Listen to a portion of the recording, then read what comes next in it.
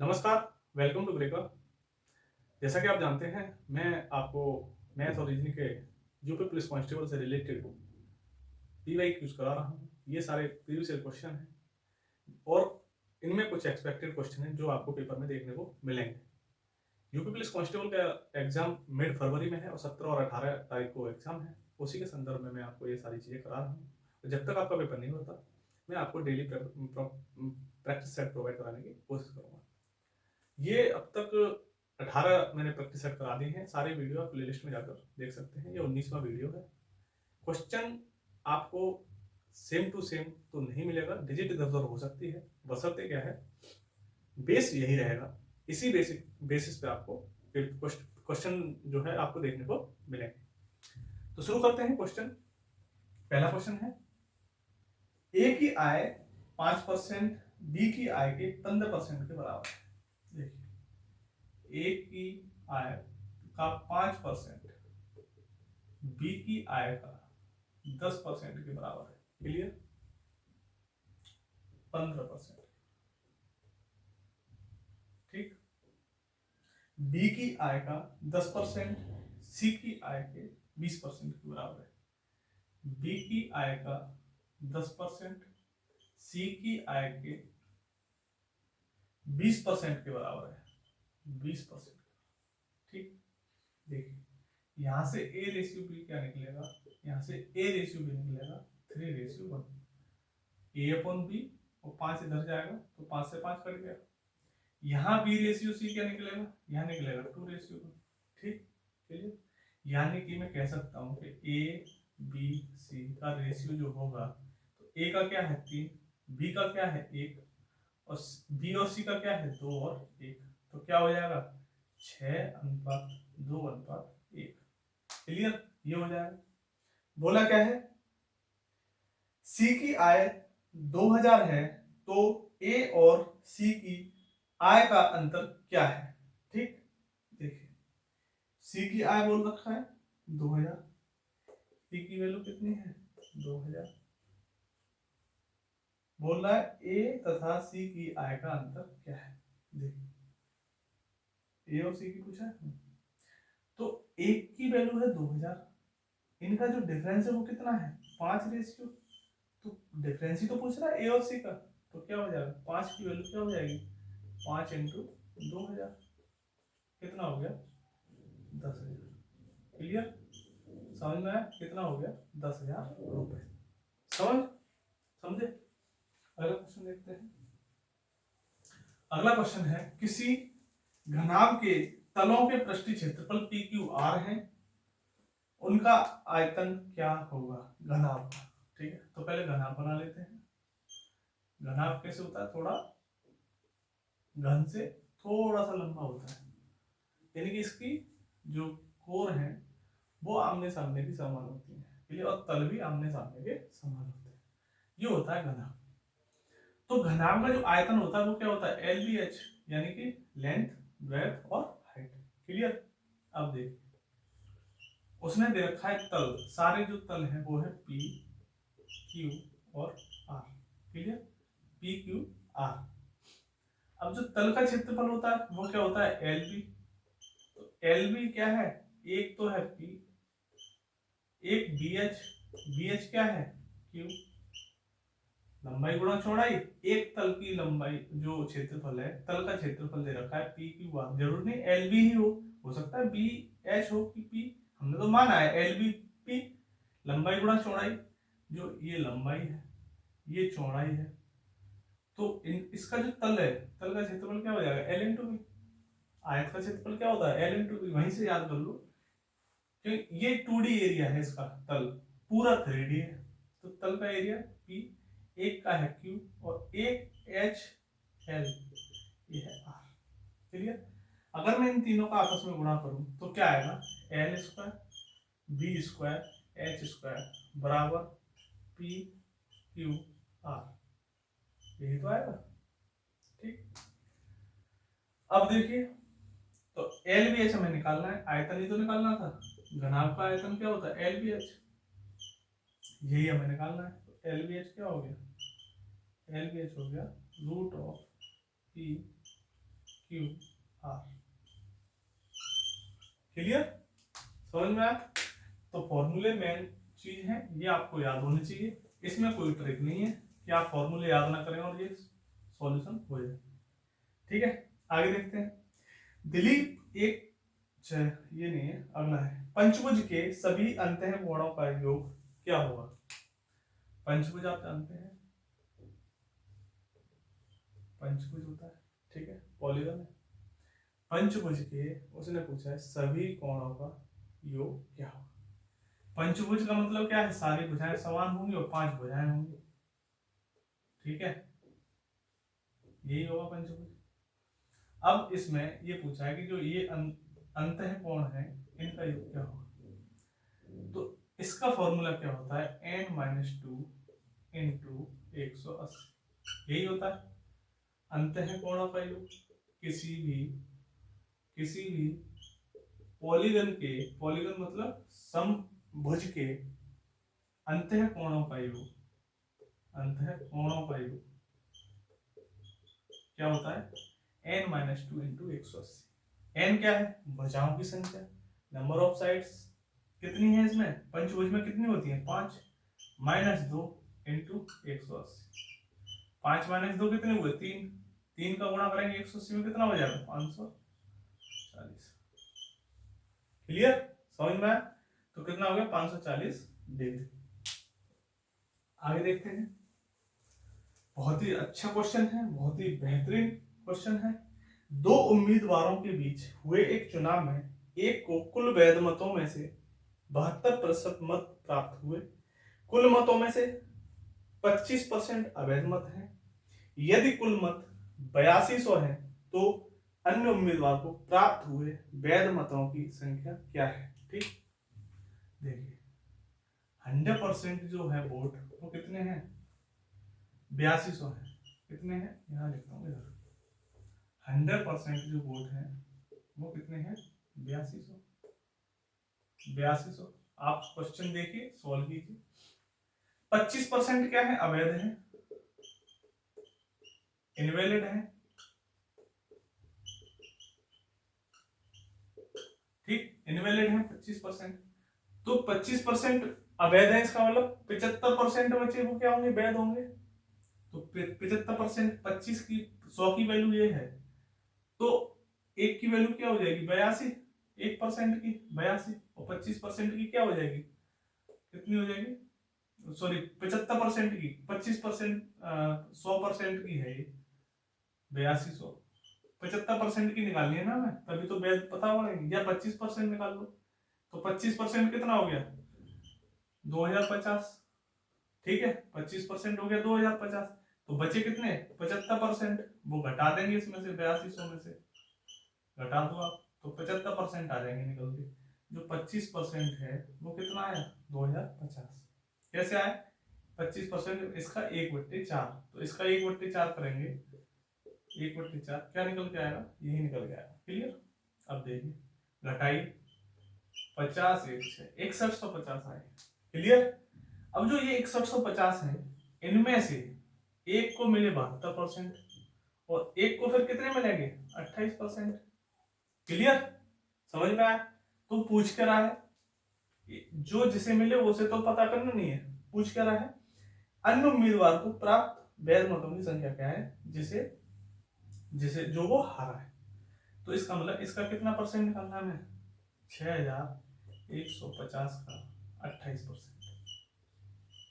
Clear, समझ में आया? अब देखिए काटिए आप, मैंने इसे काटा 25 से, तो ये तो कटा 7 बार और ये कितनी बार कटेगा? 2 4 2, ठीक है, 2 4 6, 2 4 6, ठीक है, गुणा करिए। वैसे यूनिट डिजिट भी पता कर सकते हैं, है कोई यूनिट डिजिट? हाँ यूनिट डिजिट है हमारा, 1722 आंसर आ रहा है और 1722 ही आएगा। तो 7 से मल्टीप्लाई जब करेंगे तो कितना आएगा? 42 32 और 14 3 17, 1722 आ रहा है। यूनिट डिजिट भी पता कर लेंगे तो हम आंसर टिक कर देंगे। क्लियर, समझ में आया? बहुत ही बेहतरीन सवाल था। अगला क्वेश्चन देखते हैं। 3 अंकों की एक संख्या 11 से भाज्य है और इकाई के स्थान पर उसका अंक 1 है, वह संख्या उन अंकों को उलटने पर बनी संख्या से 297 अधिक है। ठीक है, देखिए 11 अंकों से कोई डिविजिबल है, लेकिन संख्या क्या है, हमने माना संख्या है 100x प्लस 10y प्लस 1। अब आप सोच रहे होंगे ये 1 क्यों है, z क्यों नहीं माना, क्योंकि उसमें दे रखा है इकाई अंक 1 है। ठीक है, आपको पता होगा दहाई जब दो अंकों की संख्या होती है तो हम मानते हैं 10x प्लस वाई। एक अंक की तो आप कोई भी मान लो, x मान लो, y मान लो, या a to z कुछ भी मान लो। तीन अंकों की क्या मानेंगे, 100x plus 10y plus z। ठीक है, यानी कि ये सैकड़े का अंक, सैकड़े का स्थान ये है दहाई का और ये इकाई का। क्लियर। अब यहाँ पे जो 10th प्लेस पे आप देख रहे हो, ये आपने एक चीज देखा कि ये बाई है, इसको जब मैं पलटूंगा तो ये 10 बाई ही रहेगा। क्लियर, समझ में आया। अब देखिए, तो इकाई के स्थान पर उसका अंक 1 है, इसलिए मैंने 1 लिया। वह संख्या उन अंकों को पलटने पर बनी संख्या से 297 अधिक है। अब जो दूसरी संख्या बनी है वो क्या बनेगी, वो देखते हैं। दूसरी संख्या क्या बनेगी, उलट दिया, इसको इधर ले आया तो ये 1 की जगह यहाँ आ जाएगा, तो ये हो जाएगा 100। 1 की जगह अब हो जाएगा ये 100 प्लस ये तो 10 बाई रहेगा क्योंकि ये 10वें स्थान पर ही है, और ये जब इधर जाएगा तो क्या हो जाएगा, प्लस x। क्लियर, ये बस इतना पता करना है। और जब इसमें से इसे घटाएंगे, वो कह रहा है जब इसमें से इसे घटाया तो जो डिफरेंस आया वो कितना आया, वो आया 297। 297 इससे इससे ये अधिक है। क्लियर, अब घटाइए आप, ये 100x है, ये x है, माइनस किया तो कितना बचा, 99x। क्लियर, ये माइनस का हो जाएगा, ये भी माइनस, ये भी माइनस, तभी तो घटाएंगे। 10 बाई से 10 बाई कट गए क्योंकि ये प्लस ये माइनस, बचा ये 1 और ये 100, तो ये 1 है, ये 100 है, ये माइनस का है, ये प्लस का, क्या बचा, माइनस 99। ठीक, क्लियर, समझ में आया। अब यहाँ पर मैंने देखा ये x माइनस 1 और 99 कॉमन ले लिया मैंने, तो इधर मैंने भाग किया तो कितनी बार जाएगा, 11 से पहले काट दो, चलो यहाँ काट देते हैं, 297 अपॉन 99। 11 से काटेंगे तो 27 बार, फिर ये कितना हो गया, ये हो गया 9, और फिर काटेंगे इसे तो 3 बार, तो x बराबर क्या आ गया, x बराबर आ गया 4, यानी कि x की वैल्यू क्या है, 4 है। ठीक है, तो यहाँ है 4, यहाँ है 1, अब यहाँ पता करना है यहाँ क्या होनी चाहिए संख्या। अब आप एक बात बताइए, वो कह रहा है 11 से डिवाइड है, तो 11 से डिवाइड कौन सी संख्या होती है, ऑड प्लेसेस और इवन प्लेसेस को आपस में जोड़ लो और घटाएंगे, इवन प्लेसेस से ऑड प्लेसेस वाले, तो क्या हो जाएगा, वो 0 आना चाहिए या 11 का मल्टीपल आना चाहिए। तो यहाँ पर 4 है, सैकड़े के स्थान पर 4, और यहाँ 1 है ही है, तो 4 और 1 कितने हो गए, 5, यही तो है इवन ऑड प्लेस, और इवन प्लेस पे है 10 बाई, तो 10 बाई का मतलब कोई संख्या, ये तो हमने माना है। तो 4 और 1 5, अब 5 में से क्या घटाएं, या तो 0 आए या 11 का मल्टीपल आए, 5 में से घटाएं या 5 किसी में से घटाओ, बात वही है। तो यहाँ क्या आएगा, 5, तो संख्या क्या हो जाएगी, 4 5 1। क्लियर, समझ में आया, बहुत ही अच्छा सवाल था। ऑप्शन नंबर डी यही हमारा क्या होगा, आंसर होगा। क्लियर, यदि एक वस्तु, अगला क्वेश्चन देखते हैं, यदि एक वस्तु 5% के हानि के स्थान पर 5% लाभ पर बेची जाती है तो विक्रेता 6.72 अधिक प्राप्त करता है, वस्तु का लागत मूल्य क्या है। ठीक है, देखिए 100% की कोई चीज थी, 5% की हानि पर खरीदी यानी कि 95 पर खरीदी, और 5% लाभ पर बेची जाती है, 5% लाभ पर बेची उसने, 5% लाभ यानी कि 105 पर बेची। ठीक है, देखिए बोल रहा है कि इन वस्तु का ये जो बेकी है इससे कितना अधिक है, यानी कि ये तो 10% है, वो कितना है 6.72,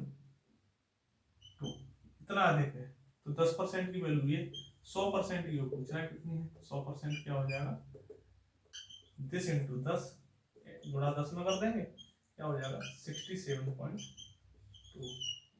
तो यही क्या होगा आंसर। क्लियर, समझ में आया? ये इसका मल्टीप्लाई जब 10 में करेंगे तब 100 आएगा, तो इसका मल्टीप्लाई भी 10 में किया तो क्या आ गया 67.2। समझ में आया? ये भी अच्छा क्वेश्चन है। अगला देख लेते हैं।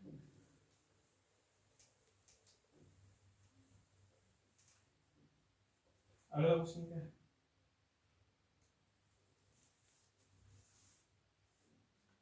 अगला क्वेश्चन है एक व्यक्ति ने,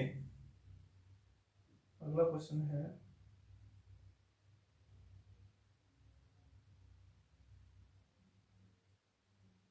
एक व्यक्ति ने एक कमीज व पैंट उनके आरंभिक मूल्य से 25% छूट पर खरीदा, उसने 40% अधिक पर बेचा, नया विक्रय मूल्य आरंभिक मूल्य से कितने प्रतिशत अधिक है? देखिए, मैंने माना कोई चीज 100 की थी, ठीक है, 25% कम पे खरीदी, 25% छूट पे खरीदी, तो यानी कि उसने खरीदी कितने की? 75 रुपए की खरीदी हो, ठीक है, और 40% अधिक पर बेच दिया। अब 40% अधिक पर बेचा, अब इसका 40% कितना होगा? आप बताइए, 10% कितना हो गया? 10% हो गया इसका 7.5, 20% हो गया कितना? 15, और 40% कितना हो गया? 30, यानी कि 30 अधिक पर बेच दिया। कितने पर बेचा? यानी कि अब बेचा उसने 105 रुपए, ठीक है, इतने रुपए पर बेचा। पूछ क्या रहा है? पूछ रहा है नया विक्रय मूल्य आरंभिक मूल्य से कितने प्रतिशत अधिक था। आरंभिक मूल्य कितना था? 100, अब कितना है? 105। कितना अधिक है? 5 अधिक है, 5 ही तो अधिक है। कितने से? 100 से, वही परसेंट निकालना है हमें। 100 का कर दिया भाग, तो क्या आया? 5%। क्लियर, समझ में आया? अगला देखते हैं। अगला है एक किसी वस्तु का अंकित मूल्य, किसी वस्तु का अंकित मूल्य उसके लागत मूल्य से 600 रुपए अधिक है, दुकानदार 12.25% छूट देता है और 17% लाभ कमाता है, उस वस्तु का लागत मूल्य कितना है? क्लियर, देखिए, मैंने फिर देख बोला 100% कोई चीज है, 100 की कोई चीज है, मान लो 12% की छूट दी, यानी कितने का? -12.25 की छूट दे रहा, क्लियर, और 17% लाभ कमा रहा है, 17% लाभ कमा रहा है। तो आपको पता है जब ऐसा कोई 17% लाभ कमा रहा है, ठीक है, तो ये क्या हो जाता है? ये हो जाता है सीपी, और ये क्या हो जाता है? एसपी। तो सीपी कितना है? इसमें से घटाओ तो सीपी आ जाएगा, और इसमें से जोड़ दो तो एसपी आ जाएगा। तो एसपी आ गया कितना? एसपी तो आ गया, इन दोनों को जोड़ेंगे 117, ठीक, 117%। इसमें से घटाएंगे तो कितना आएगा? 87.75%। क्लियर, यहां तक समझ में आया? आगे क्या कह रहा है? आगे कह रहा है उस वस्तु का लागत मूल्य कितना है यदि उसके लागत मूल्य से 600 रुपए अधिक है। अब ये कह रहा है जो इसका जो अंकित मूल्य है ना, हाँ, अंकित मूल्य जो है इससे कितना है? 600 रुपए अधिक है, तो इससे कितना अधिक है? इसमें से घटाओ पहले, तो ये इन्हें जोड़ दो आपस में, यही आएगा। तो 17 12 कितने हुए? 29, 29.5 की वैल्यू उसने दे रखी है, 29.25 की वैल्यू उसने दे रखी है, कितनी है? 600 रुपए। और पूछ क्या रहा है? वस्तु का लागत मूल्य पूछ रहा है कि 87.75% क्या होगा? तो 87.75 पूछ रहा है, तो इसका गुणा कर दिया और इसका दे देंगे भाग, तो पॉइंट से तो पॉइंट कट गया। क्लियर, समझ में आया? इसको काट देंगे, तो ये कितनी बार कटेगा? यहाँ काटो आप, 9 से कट रहा है क्या? 9 से कट रहा है, 9 से काट के देखते हैं पहले, तो ये कट जाएगा 9 7 5, इसे काटेंगे 3 3, नहीं 9 27 4 2 और 5, ठीक, फिर 9 से कट रहा है क्या? 27, नहीं 9 से नहीं कट रहा, 5 से काटते हैं अब, 5 से नहीं 25 से ही काटो, 25 से कम 25 और 25 दिया 75, इसे काट दो, 25 25 दिया 75 और 25 में 225, 13 से फिर काट दो, ये 39, कितना हो गया 1800, कितना हो गया 1800 रुपये। समझ में आया? तो थोड़ी कैलकुलेशन है लेकिन करनी तो पड़ेगी। आप जितना फास्ट कर लोगे उतना ही आंसर जल्दी आ जाएगा। अगला देखते हैं, एक आयताकार खेत की लंबाई और चौड़ाई 4:3 के अनुपात में है। इसका क्षेत्रफल 300 मीटर स्क्वायर है, 300 मीटर स्क्वायर है। तो परिमाप के साथ साथ 1.8 प्रति मीटर की दर से 1.5 मीटर ऊंची दीवार बनवाने की लागत क्या होगी? ठीक है, देखिए लंबाई 4 है, ये 3 है, ठीक है। जो क्षेत्रफल दे रखा है वो क्या दे रखा है? क्षेत्रफल है 300 मीटर स्क्वायर। आपको पता है क्षेत्रफल क्या होता है आयत का? लंबाई गुणा चौड़ाई, यानी कि 4x इंटू 3x, ये है। तो x क्या आ जाएगा 25x स्क्वायर, और x बराबर क्या आ गया 5, x बराबर 5, यानी कि ये तो आ गई आपकी लंबाई कितनी 20 और ये कितनी आ गई 15, ठीक है 20:15। अब क्या पूछा है? पूछा है कि एक तो परिमाप के साथ साथ आपको 1.8 मीटर की दर से 1.5 मीटर ऊंची दीवार बनानी है। देखिए, यानी कि इसका हमें पहले परिमाप निकालना है। परिमाप कितना होगा 20 20 40 और 30 70, तो 70 तो हो गया परिमाप। ऊंचाई कितनी है? ऊंचाई कितनी है? ऊंचाई है 1.5 मीटर, यानी कि 1.5। और कितने की लागत से? 1.8 की लागत से ये बनानी है उसे दीवार। बस सबका मल्टीप्लाई कर दिया, कितना आया? ये आया आपका 105, ठीक है। 105 इंटू 8 कर दो 18, कितना हो गया 9 और 18 90, 105 1.5, 8 एकम 8, 18 पंजे 90, 18 एकम 18, 189 आ गया। कितना आ गया 189।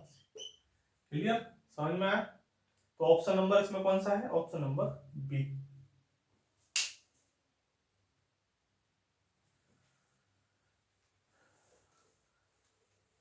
अगला देखते हैं।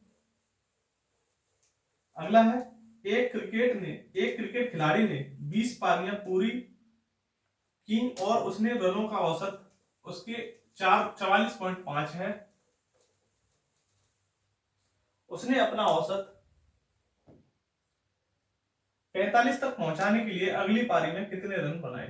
देखिए 20 पारी में कितना है 44.5, ठीक। औसत कितना पहुंचाना है उसे 45, तो इसका मतलब 21वीं पारी खेलेगा, ठीक है। और ये 20वीं पारी तक कितने 44.5, यानी कि 21वीं पारी तक पहुंचते पहुंचते उसका औसत कितना होना चाहिए 45, यानी कि 21वीं पारी में 45 तो बनाएगा ही बनाएगा। इसका मतलब उसने और बनाए होंगे तभी तो इसमें ऐड हुए हैं। तो इसमें कितने ऐड हुए हैं? इसमें ऐड हुए हैं 0.5 ऐड हुए हैं औसत में। ये क्या है? एवरेज है, ठीक, एवरेज है। 0.5 एक्सेस हो गए। अब पारी कितनी थी 20, तो 0.5 20 पारी में एक्सेस हुए यानी कि बढ़े हैं। तो टोटल कितने बढ़ गए 20 पंजे 100, तो कितना बढ़ गया 10, 20 पंजे 100, 10 नंबर बढ़ गए। तो टोटल कितने बनाए इसने 45 प्लस 10 55 रन बनाए। क्लियर? समझ में आया? मैंने आपको अभी बताया कि उसकी जब इसने 21वीं पारी खेली तो 45 रन बनाए थे। 45 से जब रन बनाए तो 21वीं पारी में तो बनाए ही होंगे उसने, और इनको भी उसने बढ़ा दिया। कितने से बढ़ाया 0.5 से। इसका मतलब हर एक में 0.5 बढ़ाए होंगे तभी तो 0.5 सब में बढ़ के आए 45 हुआ। तो जबकि सबका 44.5 था तो सबका 0.5 बढ़ा दिया, तो 20 पंजे जब जब सबका बढ़ा है तो 20 का कितना बढ़ जाएगा टोटल, 20 पंजे 100, पॉइंट से पॉइंट कटा तो 10 बचे, तो 10 इसका मतलब ज्यादा रन बनाए, तो टोटल कितना आ गया 45 प्लस 10 55 नंबर। क्लियर, समझ में आया?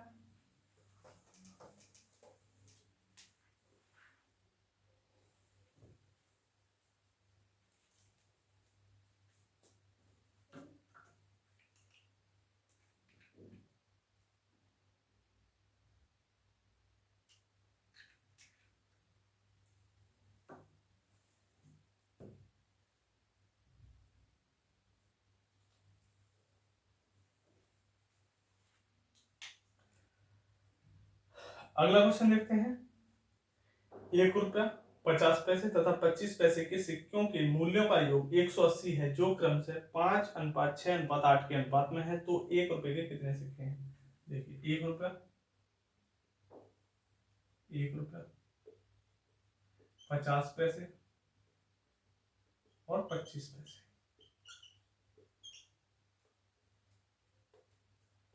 25 पैसे, ये भी पैसे, ठीक है। कितने रेशियो में? 5:6:8। ये 5 है, ये 6 है और ये 8। टोटल कितने हैं ये? टोटल है 180 रुपए। ठीक है, 1 रुपए की पूछा है कि 1 रुपए कितने हैं। ठीक है, 1 रुपए पूछे, 50 पैसे पूछे, 25 पैसे पूछे, तरीका यही है। 180 है टोटल, तो 25 के 8 है, इसका मतलब इनका जो रेशियो है वो इस रेशियो में है। टोटल रेशियो कैसे वो निकालेंगे? तो 1 के 5 है, तो इसका मतलब 5 रुपए ये। 50 पैसे के 6 हैं, तो टोटल रुपए कितने? 3 रुपए। और ये कितने हैं? 25 पैसे के 8, तो 8 के कितने बनेंगे? 2 रुपए। 8 पैसे, 8 सिक्के हैं, तो 8 सिक्के 25 पैसे के हैं सारे, तो टोटल रुपए कितने बनेंगे? 3। इसकी वैल्यू कितनी है? 5 3 8 और 2 10, 10 की वैल्यू 18, तो 1 की वैल्यू क्या आ जाएगी? 10। क्लियर? पूछा क्या है? पूछा है ये सिक्के कितने? 18, ये 10 है ना, 5 3 8 और 2 10, ये आ गया 18। ठीक है, पूछा है कि ये वाले सिक्के कितने हैं, तो 18 पंजे 90, तो 90 सिक्के ये पूछता तो 18 सिक्के 108, ये हो जाते। ये पूछता तो 144, ये कोई सा भी पूछ ले हम सब निकाल सकते हैं। क्लियर, समझ में आया? अगला देख लेते हैं। अगला क्या कह रहा है? अगला है ए और बी की वर्तमान आय का योग उनकी आयु के बीच अंतर का 7 गुना है। बहुत ही बेहतरीन सवाल है। 5 वर्ष पश्चात उनकी आयु का योग उनकी आयु के बीच अंतर का 9 गुना हो जाएगा। दोनों में से बड़े की वर्तमान आयु क्या है? ठीक है, देखिए ए प्लस बी और ए माइनस बी का जो अनुपात है, पहले कितना है? पहले है 7:1।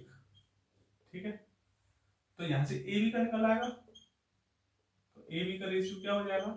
8:6। ठीक, क्लियर? आपको पता है होगा ये डिविडेंड फॉर्मूला, आपको जानते होंगे। ए प्लस बी ये है, ए माइनस बी है, तो ये क्या हो जाता है? 7 + 1 और 7 - 1, वही मैंने यहाँ लगाया, तो 8:6 आ गया। अगला क्या दे रखा है? कितने वर्ष पश्चात? 5 वर्ष पश्चात, 5 वर्ष आगे बाद, यानी कि 5 वर्ष बाद प्लस कर दो। 5 वर्ष बाद कितना हो गया? ए प्लस बी और ए माइनस बी कितना है? 9:1, यानी कि अब फिर ए अनुपात बी क्या हो जाएगा? ए अनुपात बी हो जाएगा 10:8। क्लियर? अब देखिए, पहले ए कितना था? 8, अब कितना है? 10। ये कितना था? 6, अब कितना हो गया? 8। कितने बढ़ रहा है? 2 रेशियो बढ़ रहा है। 2 रेशियो का मतलब 5 साल, 5 साल ही तो बढ़ रहा है, तो 2 रेशियो किसके बराबर है? 5 साल के बराबर। तो 1 रेशियो किसके बराबर हो जाएगा? 1 रेशियो क्यों? ये पूछा ना ए, एक कितना? एक ही पूछा है, बड़े की आयु पूछी है, वर्तमान, तो ये है वर्तमान आयु, प्रेजेंट एज है ये, और ये 5 साल बाद है, यही तो है दे रखा है उसमें। तो प्रेजेंट एज पूछी है, तो 2 की वैल्यू 5 है, तो 8 की वैल्यू क्या हो जाएगी? 8 की वैल्यू क्या हो जाएगी? 2 × 8/2, वो सॉरी 5 × 8/2, 5 ही तो है, 2 से काट दो, कितना हो गया? 20 साल। क्लियर? कितने साल का हो गया? 20 साल का है कौन? ए। बी की पूछता तो 6 की वैल्यू निकाल देते, 5 वर्ष बाद पूछता तो 10 और 8 की वैल्यू निकाल देते। क्लियर? कुछ भी पूछे हम उसी तरीके से इसी तरीके से उसे कर देंगे। अगला देखते हैं, यदि किसी संख्या में दो सही 1/2 जोड़ा जाए, कोई संख्या है, आप सवाल पढ़िए, सॉल्व कीजिए। कोई संख्या मैंने मान ली, उसमें 2 सही 1/2 यानी कि 3/2 जोड़ा, योग को 4.5 से गुणा कर दिया यानी कि 9/2 से गुणा कर दिया, फिर 3 जोड़ा जाए, फिर 3 जोड़ दिया, फिर इसको 1.5 से भाग दिया जाए यानी कि 3/2 से भाग दे दिया, 3/5 से, ठीक है, भाग दे दिया, तो परिणाम 25 आता है। तो परिणाम क्या आता है? 25 आता है। क्लियर? यही सवाल है, सॉल्व करते हैं। x की वैल्यू निकालनी है, उसमें पूछा है संख्या क्या है, तो संख्या निकालनी है हमें। देखिए, मैं अगर इसे यहां ले जाऊंगा तो क्या हो जाएगा, ये 3/5 यही होगा। 5 से 5 कटा, क्या बचा? 15। तो यहाँ बराबर में क्या बचा? 15 बचा। और 3 को इधर ले जाऊंगा तो यहाँ से 3 हट जाएगा और यहाँ माइनस हो जाएगा, तो क्या बचेगा? 12। ठीक, अब देखिए, यहां से मैंने क्या करा, क्या था ये, दोबारा लिखते हैं, पूरा लिख देता हूँ, आपके शायद समझ में नहीं आएगा। ये था 9/2 और इसमें 3 जोड़ा और कितने 6/5 से भाग दिया और यहाँ क्या बचा? परिणाम 25।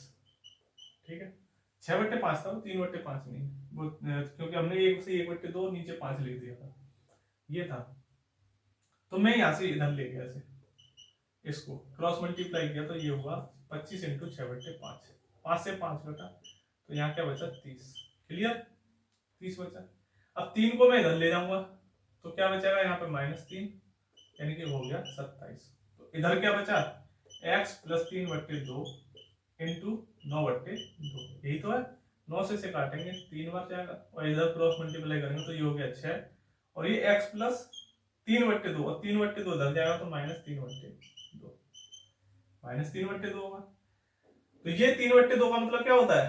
1.5 और 6 में से 1.5 घटाऊंगा तो क्या बचेगा? 4.5 यानी कि 9/2। यही आंसर है। क्लियर? इस क्वेश्चन को भी देख लेते हैं। ठीक, ये फिगर आउट करना पॉसिबल नहीं था तो मैंने यहाँ फिगर बना दिया। क्वेश्चन आपको साइड में दिख रहा होगा। तो पहला क्वेश्चन देखते हैं, बेस जी पर है। ठीक है, ये 5 कंपनियां हैं ए से ई तक। ये क्या है? टीवी का उत्पादन कर रही हैं, जिस हिसाब से मांग होती है उस हिसाब से उत्पादन कर रही हैं। ठीक है, हर एक कंपनी की मांग और उत्पादन क्या है? अलग है। ठीक है, वो यहाँ पे दिखाया हुआ है। ये 1500 है, ये 3000। ये जो ब्लैक एरिया है ये मांग है और जो ब्लू एरिया है उत्पादन है। ठीक है, ए का उत्पादन है, ये जहाँ ब्लू क्रॉस हो रहा है, ठीक है, तो वो क्या है? उत्पादन है। पहला क्वेश्चन देखते हैं, कंपनी जिनकी मांग उत्पादन से अधिक है, कंपनी जिनकी मांग उत्पादन से अधिक है। देखिए, मांग उत्पादन से अधिक कहाँ है? उत्पादन कहाँ है? ब्लू। ठीक है, ब्लू एरिया, उत्पादन से अधिक। जिनकी मांग उत्पादन से अधिक है की संख्या से उन कंपनियों की संख्या जिनका उत्पादन मांग से ज्यादा है का अनुपात क्या है? मांग से ज्यादा उत्पादन कहाँ हो रहा है? देखिए, मांग है काले में, उत्पादन है ब्लू में। तो जहां मांग हो रही है, कहाँ? मांग उत्पादन से अधिक है, तो मांग जो है उत्पादन से अधिक कहाँ है? एक तो ए में है, एक सी में है और एक ई में है। तो कितनी जगह है? 3 जगह। ठीक, इसका अनुपात पूछा है किससे? की संख्या से उन कंपनियों की संख्या जिनका उत्पादन मांग से कम है। तो 3 का जब ज्यादा होगा तो दिख रही है, 2 का कम होगा, तो 3:2 आंसर आ गया। ठीक है, क्लियर? समझ में आया पहला क्वेश्चन? तो ये था ए का उत्पादन, सी का और ई का। ए, सी और ई, ये 3 कंपनी ये थी और बची बी और डी। इनका उत्पादन जो है क्या है? इनका उत्पादन कम है। तो ये 3 कंपनी है, 2 कंपनी, तो अनुपात क्या है? 3:2। अगला देखते हैं, सभी कंपनियों के संयुक्त टीवी की औसत मांग एवं औसत उत्पादन के मध्य अंतर कितना है? औसत मांग और औसत उत्पादन, मांग देखो पहले 3,600, 3,600 कितने हो गए 3600, 3600 और 5 4100 और 2 5100, ठीक है। 41 और 2 6100, 6100 6300 और 73 76 8600, यही तो हुआ। देखिए 3,600 3600 3600 और 500 4100 6100 6100 और 1200, 61 12 कितने हो गए 73, 73 और 33 है ये 33 33 7300 और 33, तो कितना हो गया 110,600। क्लियर। इसका औसत बाद में निकालेंगे, 5 कंपनी है, भाग देंगे, डिवाइड बाई 5 माइनस 1500, क्या पूछा मांग का। अब मांग का औसत निकालते हैं तो 1500 15 1833 33 43 43 और 27 15 18 33 43 और 27 कितने हो गए 27 43 हो गए आपके 70 और 70 और 2200 कितने हो गए 9200, कितने 9200। क्लियर। तो इन सबको मैंने ऐड किया, फिर इनको ऐड कर लिया, तो कितने हो गए 9200। बाद भाग हम बाद में देंगे, घटा देते हैं 0 0 4 1, 5 से जब भाग देंगे तो कितना आएगा 280, तो यही हमारा क्या होगा आंसर। क्लियर, समझ में आया। तो सबका उत्पादन पूछा था, तो एबीसी का जो उत्पादन प्लस डिवाइड बाई 5 माइनस मांग अपॉन 5, इसी का हमें रेशियो वो पूछा था डिफरेंस, तो कितना आ गया 280। अगला क्वेश्चन देखिए, अगला क्वेश्चन है कंपनी डी का टीवी उत्पादन। देखिए डी का टीवी उत्पादन, उत्पादन कौन है ब्लू में, कितना है 2700। डी का उत्पादन कितना है 2700। कंपनी ए के टीवी उत्पादन का कितने गुना है, ए का उत्पादन कितना है 1500, ए का उत्पादन कितना है 1500, इसी का पूछ रहा है कितना गुना है, तो भाग भी देंगे तो कितनी बार जाएगा, पहले 2700 यहीं काट दो, 0 से 0 कट गए, ये बचा 5 और ये बचा 9, कितना आ गया 1.8 गुना। तो कंपनी डी का जो उत्पादन है ए के टीवी उत्पादन से कितना गुना है 1.8 गुना। क्लियर, समझ में आया। अगला क्वेश्चन है, आप देखिए सोल्व कीजिए। कंपनी बी द्वारा निर्मित टीवी की मांग, बी द्वारा टीवी की मांग कितनी है, मांग कितनी है टीवी की, मांग ब्लैक में है 600, कितनी है 600, बी की मांग लिखते जाएंगे तो इससे ये रहता है हमें पता पड़ जाती है, फिर दोबारा देखना नहीं पड़ता। कंपनी सी द्वारा टीवी की मांग का कितने प्रतिशत है, सी द्वारा टीवी की मांग कितनी है 2500, कितना है 2500, ये पूछ रहा है, ये सी का है 2500, सी की मांग है, ठीक है, टीवी की जो मांग है, टीवी निर्मित की मांग, तो जो मांग है ये 2500, इसका कितना परसेंट है वही हमें निकालना है, ठीक है। अब देखिए आप 600 अपॉन 2500 इंटू 100, ऐसे तो करेंगे, 0 से ये 0 कटे, ये कटा 4 बार और कितना हो गया 24%। क्लियर, समझ में आया। तो ये हमारा आखिरी क्वेश्चन था, तो ये 4 क्वेश्चन थे इस पे बेस, वो मैंने करा दिए हैं। बाकी हमारा आज 19वां सेट भी पूरा हो चुका है, आगे हमारा 20वां सेट आएगा, और जब तक आपका पेपर नहीं होता मैं आपको डेली प्रैक्टिस सेट प्रोवाइड कराने की पूरी कोशिश करूंगा। तो आज के लिए इतना ही। जो प्रीवियस वीडियो है आप जाके प्लेलिस्ट में सारे वीडियो सीक्वेंस वाइज लगे हुए हैं वो देख सकते हैं, यूपी जीके की भी क्लास पड़ी हुई है, प्लेलिस्ट में जाके आप वो भी वहाँ देख सकते हैं। तो मिलते हैं फिर, आज के लिए इतना ही, धन्यवाद।